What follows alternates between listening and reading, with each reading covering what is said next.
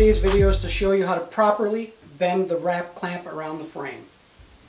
Position the wrap clamp with the previously installed rubber roll around the frame.